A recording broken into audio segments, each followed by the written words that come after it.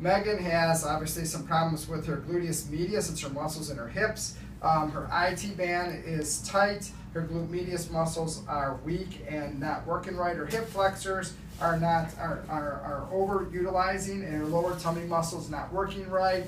Her mechanics changed because as she grew, she went through puberty. She had her first period in September of 2013. Her hip dynamics have changed to where her right hip flared more than her left hip, and the pelvic changes. She's got a Richter scale of 4 out of 5, so at her young age, she's almost done with her change in her pelvic dynamics. So there's a lot of change that led to this over a short period of time, and so she ends up with femoral anteversion, where she's got a lot of toe in. And if she uses her hip rotator, squeeze your legs together, that hurts in her pelvis area here, and she has minimal the hip external rotation. So she's got more internal rotation than external rotation.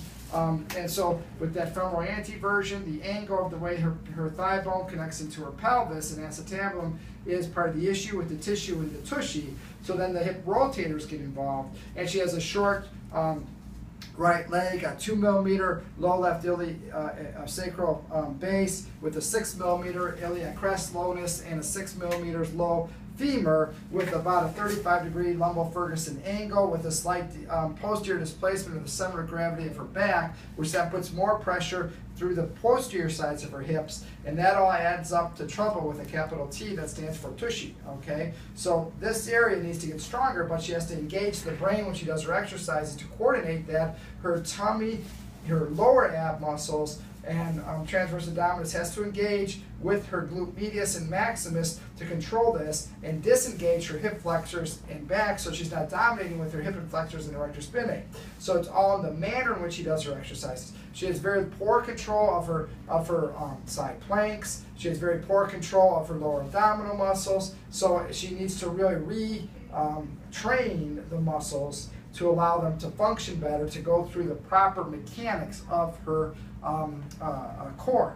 So those are the gist of it, of what needs to be done. Pelvic floor would be good to have her try and do some little set with the pelvic floor. So she sets with the pelvic floor, engages the lower abs, engages the butt neck. So that pattern of pelvic floor engagement, lower tummy engagement, and glute engagement is great. And then teaching her to breathe, so she breathes, she doesn't have her pelvic floor move down too much with the proper breathing pattern to still maintain pelvic floor stability along with the core stability. And so we work that diaphragm from above, the diaphragm from below, while the core is working properly. So her breathing while doing her exercises needs to be addressed also to allow for this exercising to work. Now, if she slides over towards me and I palpate her gluteus medius where it comes and attaches to the posterior aspect of the greater trochanter area, I can reproduce her symptoms. If I take my hand into the sacrotuberous area and get in towards like the obturator foramen and give a little pull this way, so I'm actually bringing this way, it actually takes away her pain, any pain. There's no pain with a little realignment of the pelvis going through the pelvic floor area into the obturator foramen and sacrotuberous. It's really hard to separate out. You got sacrotuberous and the pelvic floor and the hip rotator muscles, especially obturator externs, obturator interns, as they come through the obturator foramen attachments through the pelvis area. As you engage that, it actually creates the pain to go right away. No pain. Her IT band is tight. If she foam rolls it, that would be good, but it hurts when she foam rolls, and I'm not even pushing that hard. Again, if I engage that pelvic floor, is there any pain? The pain goes away, okay? So we want to control through muscle energy.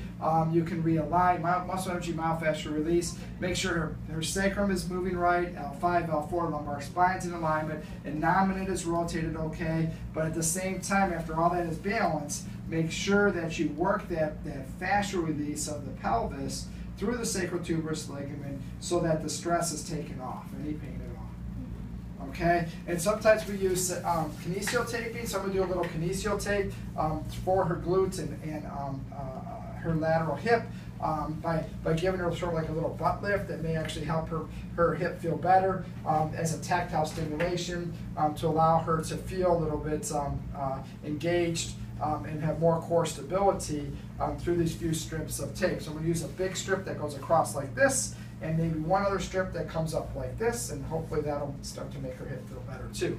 So after 3-4 weeks, if she's not doing better, then I'll see her back again and see if I need to do some of the manipulations with her. But hopefully if you follow that pattern, she'll start to respond good.